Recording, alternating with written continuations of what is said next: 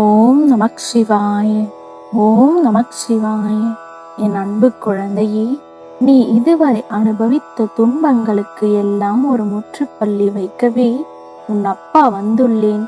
என் வார்த்தைகளை முழுமையாக கேட்டுவிட்டு உறங்கு. உன் மனம் நிம்மதி அடையும். பல நாள் உறக்கமின்றி வாழ்ந்திருக்கிறாய். இருந்தும் நீ எதிர்பார்த்த பலன் கிடைக்கவில்லை என்று வருந்தாதே. உழைப்பிற்கான ஊதியம் நிச்சயம் பல மடங்காக கிடைக்கும். காத்திரு பிள்ளையே. உன் அப்பா உன்னை விட்டு எங்கும் செல்லவில்லை. உனக்கு துணையாக உன்னோடுதான் இருக்கின்றேன்.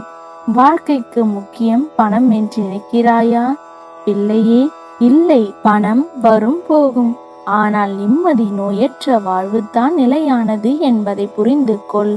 அடுத்தவர்களை பார்த்து ஏக்கம் கொள்ளாதே.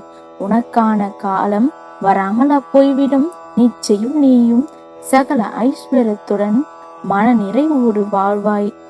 அதற்கான காலமும் வந்துவிட்டது. கலங்காதே, நம்பிக்கையோடு இரு. விடாமுயற்சியுடன் போராடு. உன் சிந்தனைக்கு ஏற்றவாறு செயல்படு.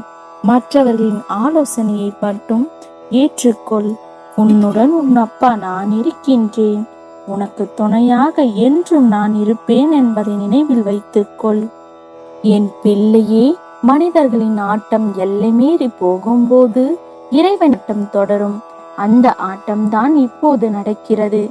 என் குழந்தையே, நீ தோண்டு போகும் சமயத்தில் யாரும் துணை இல்லை என்று கலங்காதே.